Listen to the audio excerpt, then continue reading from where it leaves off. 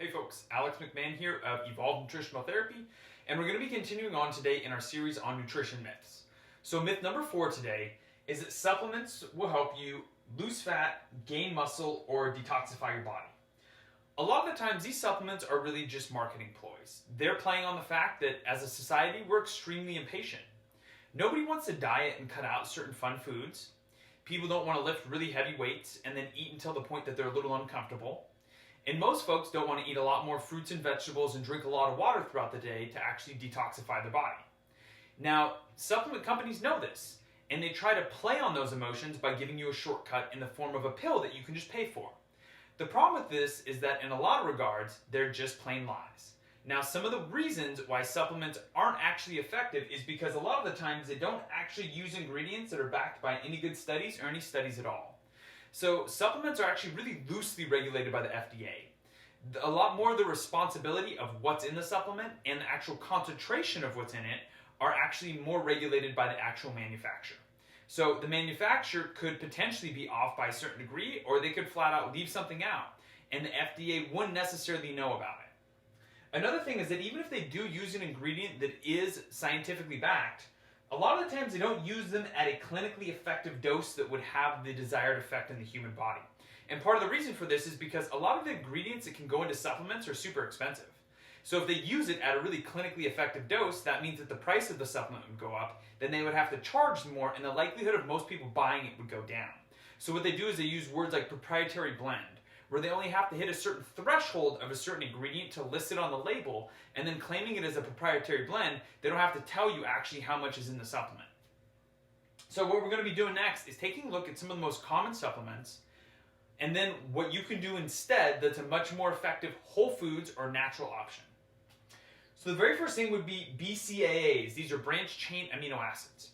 And most of the reason people take these to prevent muscle breakdown. And what you can do instead is to just eat protein throughout the day, getting about 20 to 30 grams at each different feeding that you have, each different meal that you have. Have some protein about 2 hours before your workout, 2 hours after your workout, you'll probably be just fine. You don't need BCAAs. The next thing would be a pre-workout supplement. Most of the time, these are just stimulants. These stimulants kind of get you a little bit jacked up, give you a little bit of energy. So that is what the majority of supplements contain, pre-workout supplements contain. Some of them have like beta-alanine and things like that that'll give you that tingly feeling. Instead of doing that though, if you want to save yourself a bunch of money, you could just have some coffee.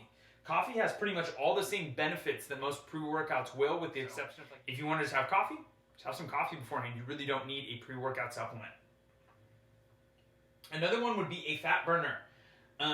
If you're somebody who has a lot of weight to lose, a fat burner is not going to do anything for you. In the majority of fat burners, it's really just a lot of stimulants packed in there.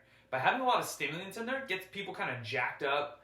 When they do start exercising, they get really sweaty, so they feel like they're working a lot harder than they actually are. Maybe they are working hard. Maybe they're sweating a shitload. Who knows? But at the end of the day, a fat burner really doesn't do a whole lot for most people. The fix to that, what you can do instead, is just have a good old-fashioned calorie deficit.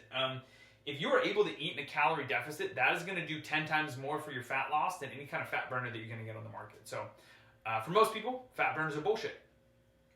The last thing is detox supplements. Oh my gosh, these things are so popular these days. Your liver and your kidneys detoxify your body all day long. And the fact remains that if your organs aren't working and aren't adequately detoxifying your body, you don't need a supplement or a pill. You need to go see a doctor. For those people who don't feel like that's a legitimate concern, they feel like their organs are actually working well, instead of getting some expensive pill that's going to detoxify your body, drink a lot more water and then have a ton of fruits and vegetables. And I can assure you that will help you to detoxify your body. It's going to help to flush a lot of those toxins out through your bowels and then also through your urine. So those are the easy fixes. These are the supplements that probably aren't necessary to take. In reality, most supplements you're not going to have to take. Some of the ones that do have benefit that have been proven time and time again would be things like fish oil, creatine. Certain people, whey protein can help if they have a hard time getting enough protein in the diet. So those are the 3 ones that are actually super well backed. There's a tons of studies on. So if there are 3 that you're going to have, those would probably be it. I would also toss vitamin D in there. I think vitamin D is a pretty well backed one that does help most people. However, it's more health related. It's not as much like performance and fat loss related. So keep that in mind. In video 5, we're going to be discussing your metabolism and if it actually reduces as you age and how that can contribute to it becoming more or less difficult for you to stay as lean as you currently are. So go ahead and click through, and I will see you in video 5. Thanks for watching.